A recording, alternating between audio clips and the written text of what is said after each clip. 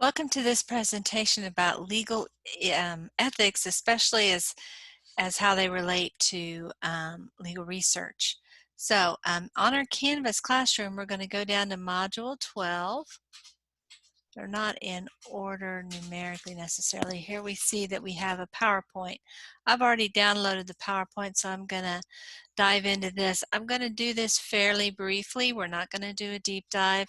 Some of the things in the PowerPoint are only tangentially related to legal research, so I'm not going to be emphasizing those as much as the other ones. As you prepare for the final examination, pay attention to what I'm talking about. Slides I don't spend time on, or I don't talk about particular issues on the slide, is material that you are not going to be responsible for on the final examination, although you probably need to know it for your legal career and also perhaps for other classes. So let's begin. So we're going to look at three sources of legal ethics, paralegal ethics. One is the NALA resource. This is NALA, which stands for the National Association of Legal Assistants. They have a code of ethics and professional responsibility, and they have other voluntary guidelines. These would be considered a secondary source because they are not binding. This is a private organization that happens to have these policies. But it's very, very respected, and of course NALA is the same organization that offers the CLA exam, the Certified Legal Assistant exam, or the Certified Paralegal exam. So it's a very, very well-known and respected agency or association, so therefore it definitely has weight, but it is a secondary resource. Texas Disciplinary Rules of Professional Conduct are our primary legal resource. These are the technical rules that attorneys have to follow. And we also have Texas Criminal Law, which relates to the unauthorized practice of law. This would also be a primary source. So we'll be spending some time with all three of these resources as we go forward. These are really the ones that are relevant. And certainly this one here isn't binding, but it kind of gives you a good point of reference. So these two are obviously the more important of the references. So NALA's organized its code of ethics around 10 canons. They're as you're going to see, they're very similar to the canons, to the aspects of the Texas Bar Association. The first 5 are specific to paralegals, and then the second 5, which we'll also cover, apply to any legal professional, attorney, legal secretary, office manager, anyone who works in a law office. Of course, the Texas Disciplinary Rules Professional Responsibility is the name that we have for our rule book. It's a little bit different than a lot of the names you'll see in other states. Anyone who's admitted to practice in law in Texas, who's a member of the bar, has to follow these particular rules. You may say, well, it's paralegal, I won't be a member of the bar. Why do I care about this? Well, you are required to follow them because if you don't follow them, your attorney has, as far as the Bars Association is concerned, violated the rules because that attorney is completely responsible for everything you do. So if you break the rules, then it's as if the attorney has broken the rules. And you can imagine how thrilled an attorney will be if he discovers that you've broken the rules. Probably not going to be employed for very long, and your reputation isn't going to be so great. So it behooves you to act as if these rules apply to you personally, directly, rather than just indirectly, because as a practical matter, they do apply to you. The unauthorized practice of law is a criminal statute. As far as I know, all 50 states have them. In Texas, we have 2 versions. One is a misdemeanor and one is a felony. There's not a lot of difference in how the actual elements of the crime are. So it would be left really to the district attorney to decide whether to treat this as a misdemeanor or a felony. One of the requirements of our statute is that the person intend to benefit financially. We'll talk about what that means in a few minutes. Another thing to notice when we're talking about the statute is that it has a very broad definition of the practice of law. It includes things that maybe you and I wouldn't ordinarily think of as practice of law. So now we're going to start going through things that the paralegal must not do. So these are the NALA canons. The first one is a paralegal must not perform any of the duties that attorneys only may perform, nor take any actions that attorneys may not take. So paralegals can't do attorney-only functions, and paralegals shouldn't do something that their attorney would be stopped from doing. Because when a paralegal acts, he or she is an extension of that attorney. So if the attorney can't do it, paralegal can't do it as well. So that's Canon 1. Let's look at Canon 2. A paralegal may perform any task which is properly delegated and supervised by an attorney as long as the attorney is ultimately responsible to the client, maintains a direct relationship with the client, and assumes professional responsibility for the work product. So again, the important thing here is that supervision by the attorney. That's essential. That's why paralegals can't work independently. Now, you can be a freelance paralegal and work for many different law firms. That's a very smart and good career path to do. But every time you do work, you need to have an attorney who's ultimately responsible for it. Otherwise, you are very likely engaged in the unauthorized practice of law. So here's a list of things that are attorney-only functions. Usually when we're doing this in class, I have them all black and then we go through them individually, but since we're not in class, I'll do it this way. Only an attorney can appear in court. When we say appear, we don't mean physically be present in court, but to make an appearance on the record as the official representative of a client, only an attorney can do that. Having said that, paralegals routinely go to court and perform very important tasks. In my experience, paralegals usually go to court more often than the attorney, at least for trials. And so being involved in court is a very common paralegal function, but his or her role is more of a behind the scenes. I mean, you're visible because you're sitting at the table where the attorneys are, but you're not speaking on the record. So to speak on the record in any role other than as a fact witness is something that only the attorney can do. Only the attorney can sign pleadings because that's the equivalent of appearing in court. You're saying in writing the same things that you would say in court. So these are equivalent events. Only an attorney can depose a witness because that counts as an appearance in court. Most depositions occur in conference rooms somewhere. There's not a judge to be seen, but the court reporter is taking down the testimony verbatim. The court reporter has put the witness under oath, and that transcript may well be used at trial and the jury may hear it. For that reason, it counts as if it were at trial, as if it were happening in front of a packed courthouse. And so since the attorney is asking questions, just like an attorney asks a question during trial, it's the same rule. So while the paralegal can be very involved in both preparing the pleadings, for example, and preparing the witness, it's a behind the scenes role. So going back to the signing the pleadings, the paralegal may have prepared the pleadings, may have gathered the information, may have done the legal research, may have dotted every I and crossed every T, and the attorney may look it over for, may have taken the paralegal 5 hours to do it, but the attorney may look it over in 10 minutes and sign it. Um, and that's perfectly appropriate. The important thing is that the attorney signs it and that the attorney reads it before it goes out. Similarly with a deposition, very common, the paralegal will prepare the witness for the deposition beforehand, may spend hours coaching the witness. In addition, the paralegal may prepare the questions that the attorney is going to ask the witness. The paralegal may review the deposition transcripts afterwards to make sure that there are no inaccuracies or misstatements. The paralegal may pass notes to the attorney to remind him or the attorney of additional topics to ask or logical follow-up questions. The paralegal oftentimes has the responsibility to handle the documents and make sure all the documents get in the record. So the paralegal is very busy during a deposition, before the deposition, after the deposition. Oftentimes the paralegal spends much more time on that process than the attorney did, but ultimately the attorney is the one asking the questions on the record. Only an attorney can agree to take on a client, and I'm going to combine that with H, negotiate a fee structure.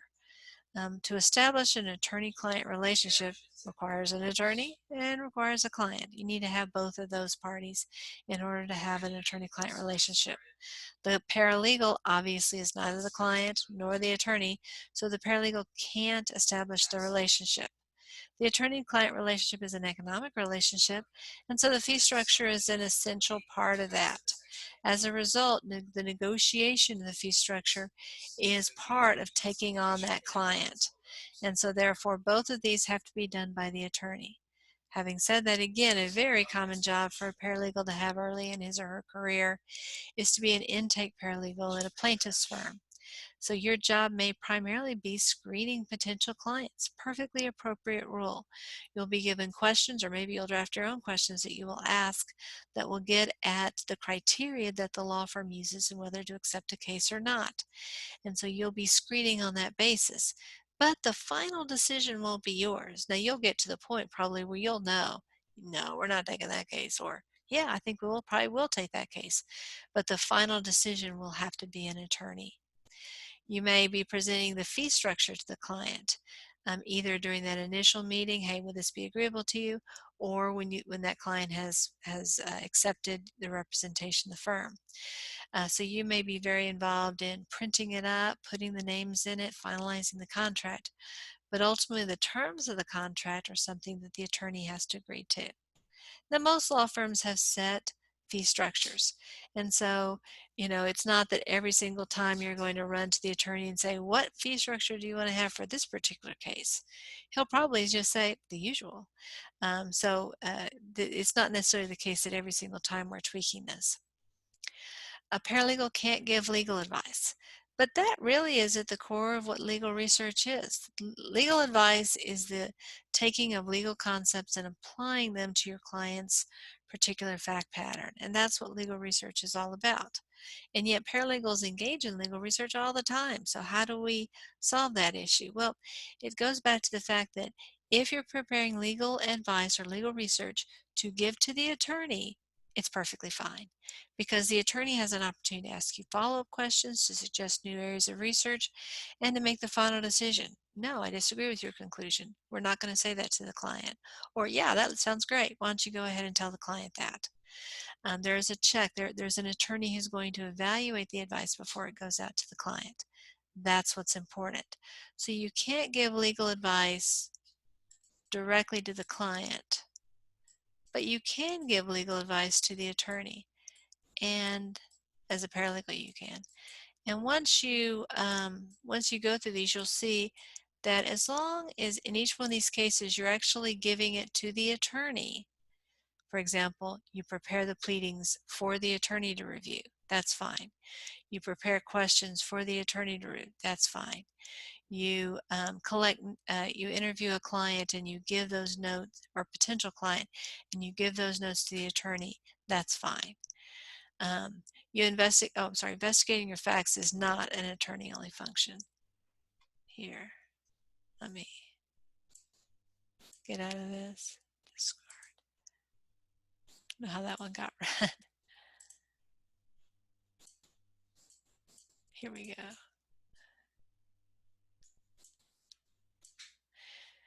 Recommend to the client a settlement amount. So the paralegal oftentimes will gather data on settlement ideas, and as long as the paralegal is presenting it to the attorney, perfectly fine. It's when it goes to the client, the attorney usually will communicate to the client, but even if he or she asks the paralegal to, the paralegal should make it very clear that this is the attorney's recommendation that you're passing forward. Now you might say, but I'm the one who did all the work developing it.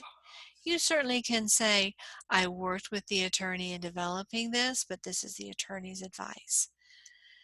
Okay, so we can see the red things are attorney only. The blacks are things that paralegals routinely do. Drafting a will. Again, it needs to be seen by the attorney before the client sees it. So you can't prepare a will and give it to the client. You'll need to draft it and give it to the attorney. Same way with drafting pleadings, perfectly fine. Drafting legal advice, perfectly fine, as long as you're giving it to the attorney. Interviewing a client, as long as you're not giving him or her legal research, perfectly fine to gather information from him or her. Conduct legal research, again, as you say, as long as it's for the attorney's view before it goes out to the client, perfectly fine. investigate the facts. Very common rule for paralegals. Correspond with opposing counsel. You need to let him or her know that you're a paralegal, but that's a completely appropriate function to have. You can even correspond with the court, with expert witnesses, lots of different people, and the client for that matter. Here's our canon 3. So we're back to the NALA canons. A paralegal must not engage in, encourage, or contribute to any act which would constitute the unauthorized practice of law. So this is about UPL. That's a big term that we'll talk about several times. You'll often hear legal professionals refer to it as UPL. Also, a paralegal must not, so these are negative statements, establish attorney-client relationships, set fees, give legal advice or opinions, or represent a client before a court or agency unless so authorized by the court or agency. So you can see this is a repeat of many of the things we've already covered here. Okay, we're going to go on to Canon 4. A paralegal must use independent and professional judgment, commensurate with knowledge and experience, but must not render independent legal judgment in place of an attorney. So this always needs to be hand in hand with the attorney. The attorney always has that option to veto or restrict or change the advice that the paralegal is preparing. But even with this constraint, it's still important that paralegals use discretion and professional judgment. So let's go through 3 examples of where good judgment might be. So in this case, the paralegal is researching Texas contract law.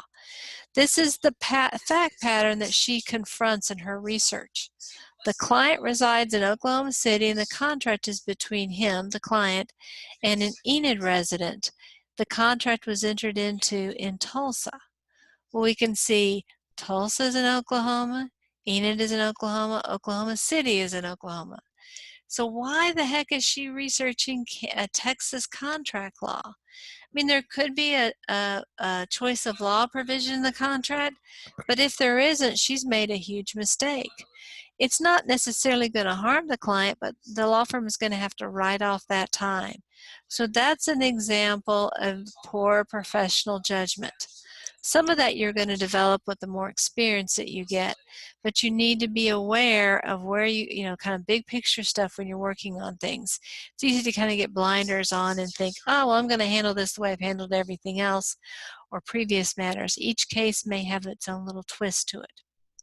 Let's consider the next case. This paralegal is drafting a complaint to be filed in a court that she usually does not deal with. So she's not sure exactly how to proceed. Actually, she's changed genders here, so we're going to make her a he. He usually does not deal with. He checks the local rules to make sure the complaints format is appropriate. That's exactly what you should do. You shouldn't assume that because your court, your local county court, has this particular appearance to its pleadings that every single Texas county court's going to have, or county courts in Alabama are going to have the same format. In Texas, there's a pretty good chance it will. In Alabama, there's a pretty good chance it won't. So you always want to check the local rules to see what the appropriate format is. So this was bad judgment, but this is good judgment. And our last case, paralegal is drafting a will for a single client. She knows that community property can be tricky, so she spends 7 hours researching the law in the area. Well, if the client is single, there can't be any community property because you don't get community property unless you're married. So this particular paralegal wasted 7 hours of her time. That time will have to be written off, and it may mean she misses some other deadlines. So not a good use of time, bad judgment. And a lot of this probably could have been avoided, the first one and the third one, if the paralegal had talked candidly with the attorney, saying, this is how I intend to approach this research project. And the attorney would have been in a position to say, hey, wait a second, this client's single. We don't need to look into community property, or Oklahoma contract law would control, not Texas. So especially early in your career, be really transparent so you don't get in a situation where you're spinning your wheels. Your professional judgment will develop over time. You won't make these mistakes after a few years, but you might at the first. Everybody's learning, and so it's good to be as clear and as transparent about what you're doing so that mistakes can be caught early on. So this is our first Texas Disciplinary Rules of Professional Responsibility. This is an example of the lawyer standard that applies. We looked at it from the paralegal standpoint. Let me go back. Canon 4 about discretion and professional judgment. Let's see what it says for the lawyer. The lawyer shall not practice law in a jurisdiction where doing so violates the regulation of the legal profession in that jurisdiction, or assist a person who is not a member of the bar in the performance of activity that constitutes the unauthorized practice of law. I read somewhere that that most people who are prosecuted for the unauthorized practice of law are attorneys, that they start giving advice out of state. They're only admitted to practice in Texas, but they start giving advice in Oklahoma. Well, if you're not a member of the Oklahoma bar, you can't give advice there. And so an attorney is limited to only practicing in the state where he or she is a member. Most attorneys are just members of one state bar. I, for example, am a member of the State Bar of Texas, but I'm not a member of any other state bar. Now, attorneys can practice in federal bars across the nation.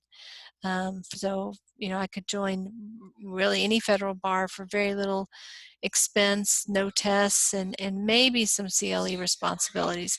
But for the most part, that'd be quite easy to do. And so it's very common for attorneys to have lots of federal bar memberships. But state bars are expensive to join, and up until recently, each bar was different, and there were rules about how you could waive in and things like that. So most people were only a member of one bar, maybe two bars. And so outside of the state of Texas, I don't really count as an attorney. And so I can be guilty of the unauthorized practice of law. And certainly a paralegal can be as well. So this is the standard for the attorneys. If the attorney some way assists you in violating these rules, then not only are you guilty of the unauthorized practice of law, the attorney is perhaps going to be disbarred for assisting you in some way. So let's consider these situations.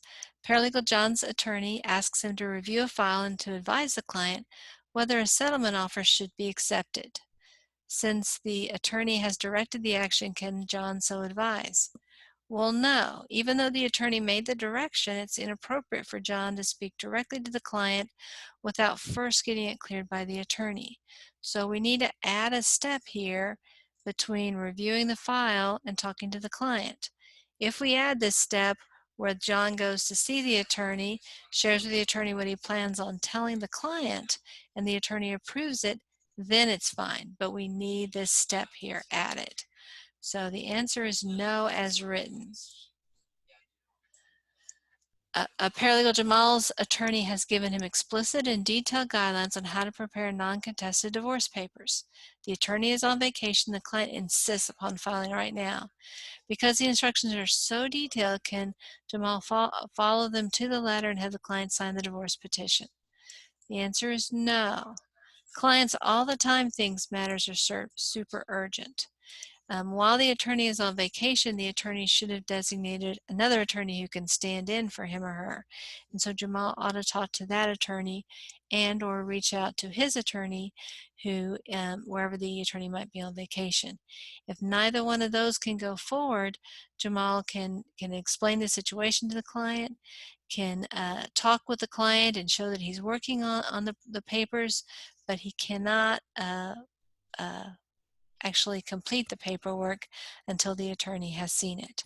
Part of that reason is that the attorney has prepared these papers for your usual case. But when an attorney reviews a document, the attorney has a deeper, more robust understanding of other areas of the law.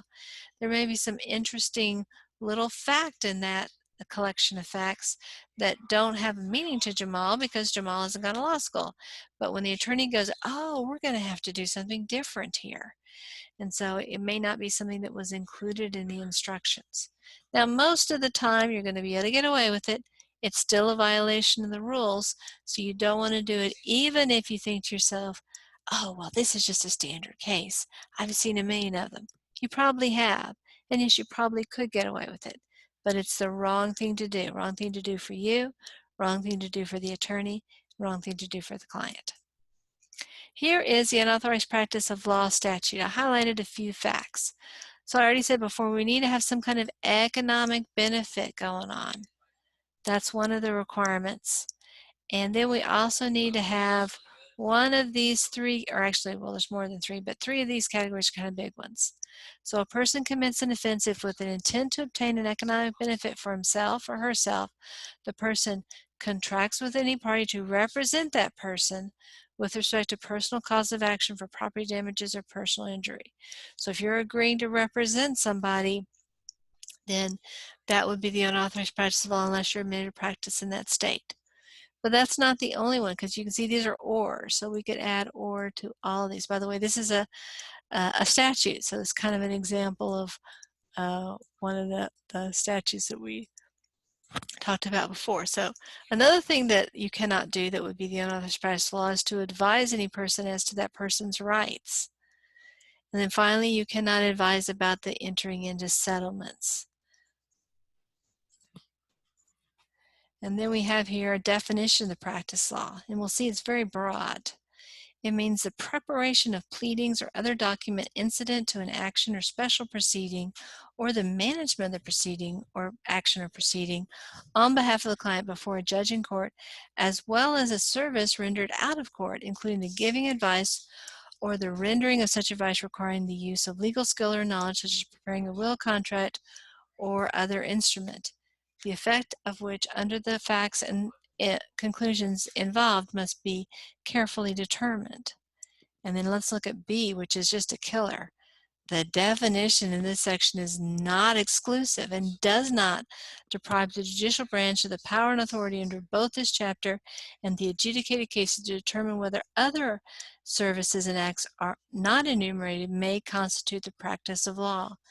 So this means basically you don't want to get close to the line, because even if you say, well, I'm not doing any of this stuff, you may be doing something that is included in this category. So be careful. But you may be thinking to yourself, well, but if I'm doing this for a family member and I don't expect any money from it, surely that's okay. Well, that's probably safer than doing it for money. But think about it. Has this person ever given you a birthday present, or Christmas present, Hanukkah present? Does this person ever treat you to lunch or dinner? When you were getting this advice, was the person feeding you? Did the person say, oh, I'll get the tab for lunch? Or maybe that person made you lunch. So the definition of economic benefit might well be more expansive than just simply having this formal agreement where the person's giving cash to the other person. Let's imagine that you're working for the law. You say, well, I don't give advice to family or friends, but sometimes I do give advice to clients, but surely that's okay because they're not paying me. Well, no, because you're getting money from the law firm, your salary or your hourly wages, right? And the client is paying the law firm. So the client is indirectly paying you. So if you are somehow stumbling into giving legal advice while you're doing it at your place of employment, this is automatically going to be satisfied. And so you can see how it's even more dangerous to do that at work than you would if you were doing this for a family member or friend. Let's go through a few scenarios and see how that might work out. Paralegal gives the client her personal recommendation regarding settling a case.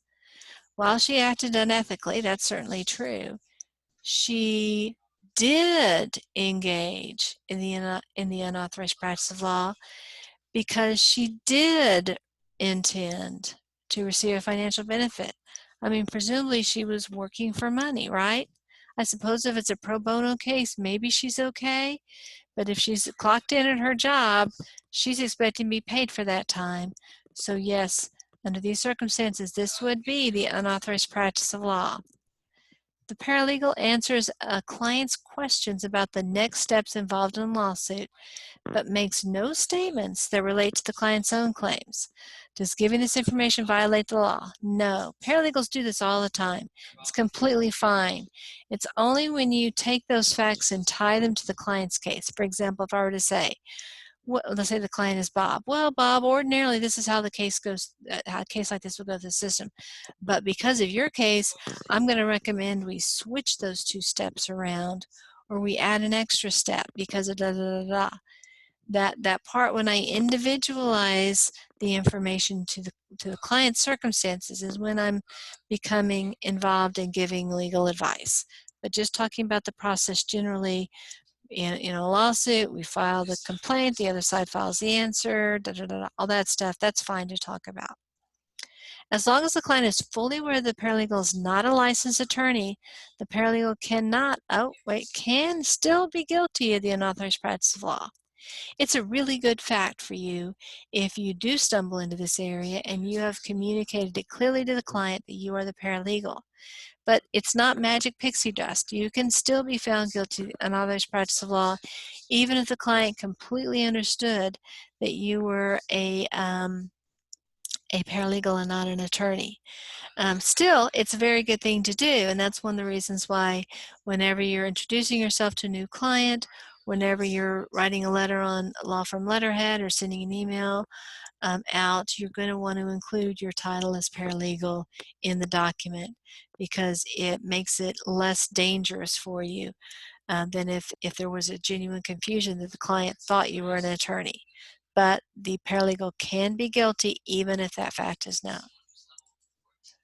Okay, now we're going to flip and talk about things that a paralegal must do. We were talking about what he or she can't do. Let's talk about what she or she can do. So we're up to Canon 5.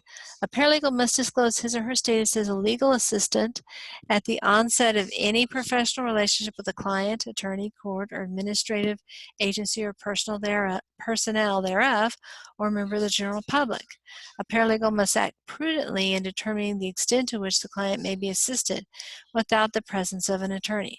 So full disclosure from the very beginning, and this one I think is especially challenging because sometimes you're in a situation where the attorney is busy or the attorney really expects you to handle this matter, but you feel a little bit out of your depth.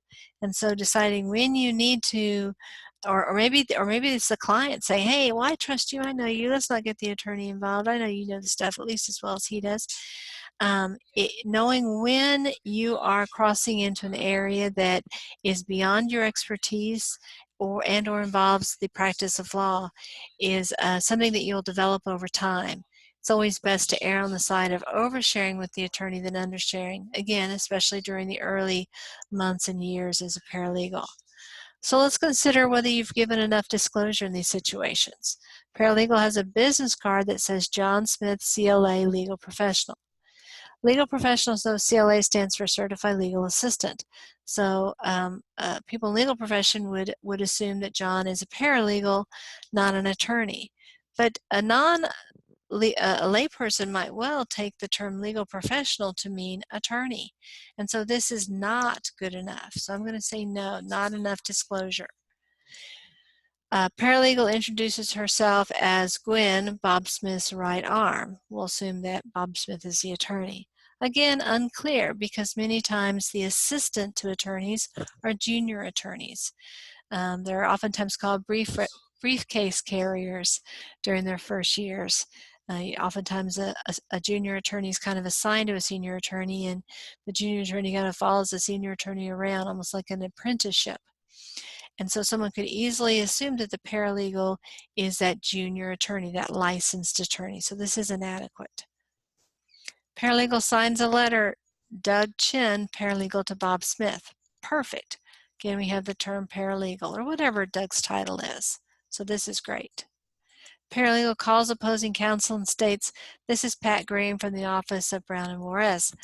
Well, we haven't said what our role is at Brown or Juarez. The assumption would be, unless of course the opposing counsel knows you, is that Pat Green is, let's assume your name is Pat Green, that Pat Green is an attorney at Brown and Juarez.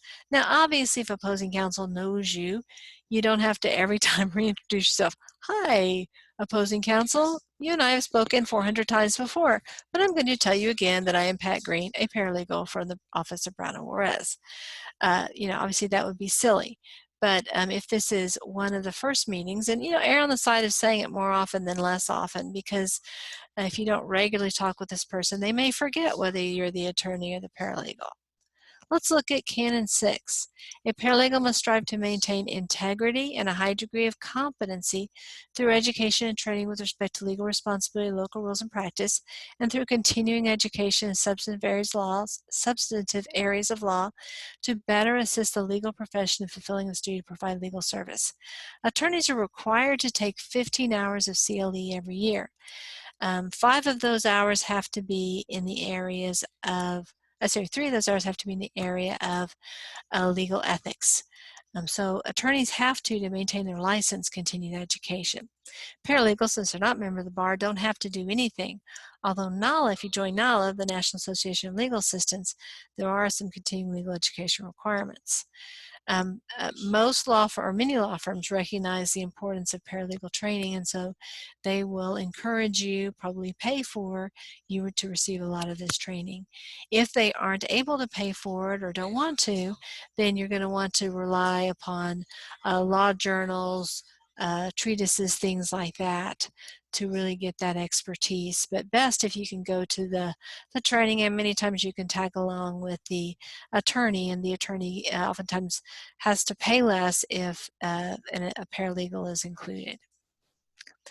And this is the attorney equivalent, and you can see we're talking about that the attorney needs to be competent, and so it's the same idea. The attorney has to be competent, the paralegal has to be competent. I mean, that's just common sense, right? So let's consider whether the competency standard is met here. Paralegal has been working as a paralegal for 20 years in family law. Recently, the Texas legislature made substantial revisions to the statute. The paralegal has attended several CLEs, continuing legal education seminars, to learn about these changes. So highly competent, doing exactly the right things. Let's consider the next one. Paralegal decides to leave family law to work in litigation. Since there's a litigation component in family law, she feels that she's already well prepared. I'm going to say no to that one. There's nothing at all wrong with her changing areas. It's pretty common for paralegals to change, more common for attorneys to change. And she's right that there is a pretty significant litigation component to family law, but she's also going to have a pretty steep learning curve. The things, let's say this is a civil litigation practice, and so she needs to approach this with the understanding that she's going to need some additional support. She's going to have lots of questions. She shouldn't assume as she does work in this area that, oh, well, it must just be like family law, that's how I ought to do it. And so that level of cockiness is not how a competent legal professional would approach the situation. Now we're up to Canon 7. This again, the NALA canon. A paralegal must protect the confidences of a client and must not violate any rule or statute now in effect or hereafter enacted controlling the doctrine of privileged communications between a client and an attorney. We talk more about this in other courses because while it's important to maintain attorney-client privilege, it's not directly related to legal research because this is just about gathering the information, not disseminating it in any way. But I wanted to flag it just so you'll know that this obviously is an important issue. And here, of course, there's lots of rules for attorneys about this, very detailed rules. But here's just a little excerpt. And more, and more, and more, and more. So we'll just go through this first scenario just to kind of get our big toe in the water. Paralegal learns from a client learns from a client who is a prominent minister, let's say it's a small community, that he is having an extramarital affair. The paralegal has a good friend who attends that church. The paralegal really wants to alert the friend because she knows the friend really looks up to this minister, and maybe even gives generously to the church, and the paralegal really feels that this minister is not serving the religion truthfully.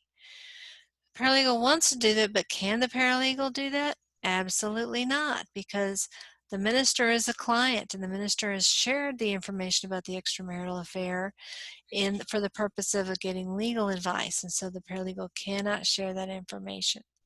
I'm not going to go through the other scenarios, but that gives you a flavor. You know, part of you may think, and this is true when you're dealing with ethics, is um, paralegal feels torn. She has her legal ethics towards the client, but she also has her friendship ethics towards her friend. And so sorting through which choice you want to make, and there's only one choice, going with the legal ethics, but being able to know what the standards are can really help somebody go through that. This may cost the paralegal her friend. Once the friend finds out that the paralegal knew for some time and didn't tell that information, there can be real costs associated for legal professionals in this area. So let's get to Canon 8. A paralegal must disclose to his or her employer or prospective employer any pre-existing clients or personal relationships that may conflict with the interests of the employer, prospective employer, and or clients.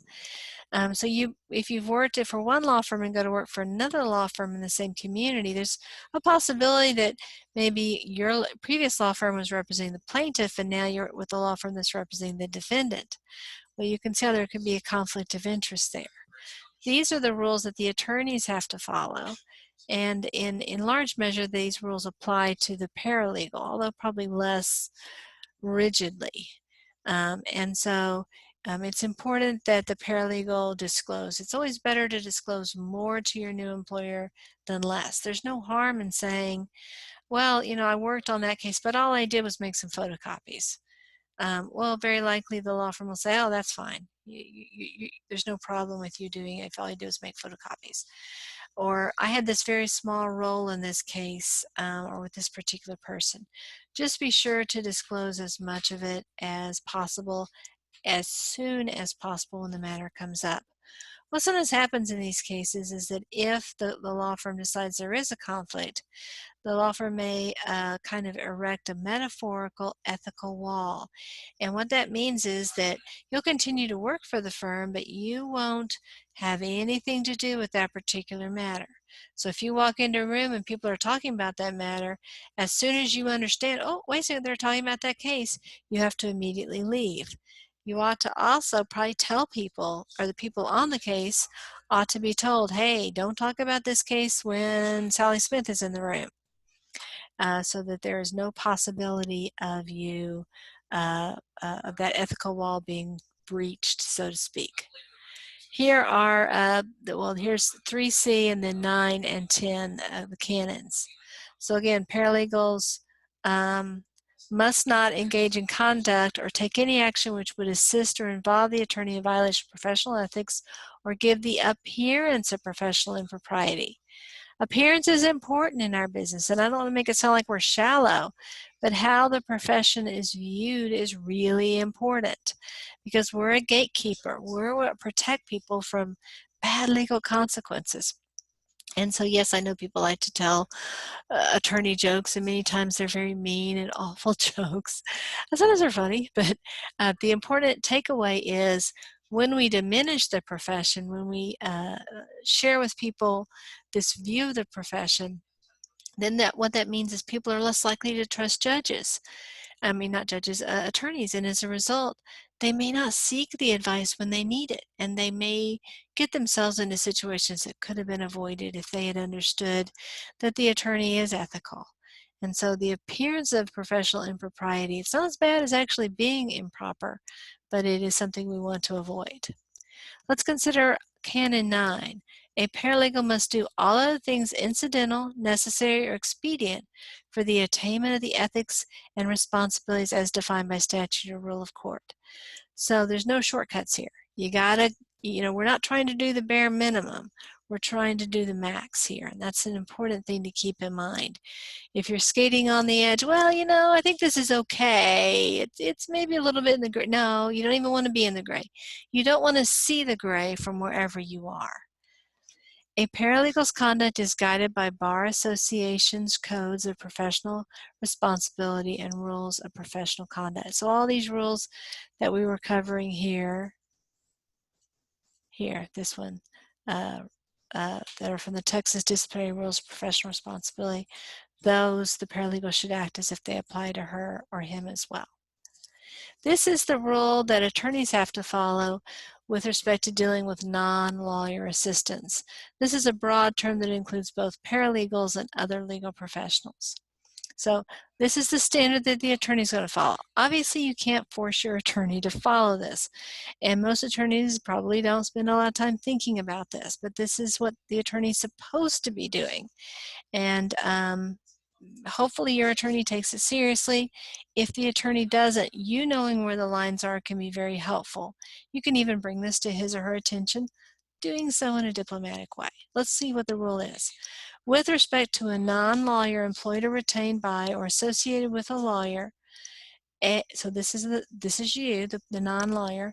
A lawyer having direct supervisory responsibility for over the non-lawyer shall make reasonable efforts to ensure that the person's conduct, should be a little apostrophe there, with the professional obligations of the lawyer, is compatible with the professional obligations of the lawyer. So the attorney, it's not a matter of, oh, I know that my paralegal is breaking the rules. No, the paralegal, the attorney has an obligation to affirmatively seek out that information. There's an and here. And a lawyer shall be subject to discipline if the conduct of such person, the non-attorney, non-lawyer, that would be a violation of those rules if engaged in by an attorney, if the lawyer orders, encourages, or permits the conduct involved, or the lawyer is a partner in a law firm in which the person is employed, retained, or in association with, or is a general counsel of governmental agencies, legal department in which the person is employed, retained by, or associated with, or is direct supervisory authority over that person, and with knowledge of such misconduct by the non-lawyer knowingly fails to take reasonable remedial action to avoid or mitigate the consequences of the person's misconduct. So this is the standard that the attorney should be satisfying. But ultimately, you know what the standard is probably better than the attorney does. And so you need to be looking out for your attorney when you're working with him so that he or she is meeting this standard with respect to working with you to the extent that you can help the attorney along in that process. So what are some things to think about in this area? Well, of course, watch out for the unauthorized practice of law, which means you talk to the attorney before you talk to the client. Keep your client's secrets. Even don't worry about whether it's privileged or not. Just keep everything secret. Disclose your role as a paralegal whenever you're interacting in that situation and do it at the beginning. Disclose any potential conflicts. Continue to grow in experience and judgment in your practice by continuing your education. And bottom line is, behave as if the bar rules apply to you, because they pretty much do.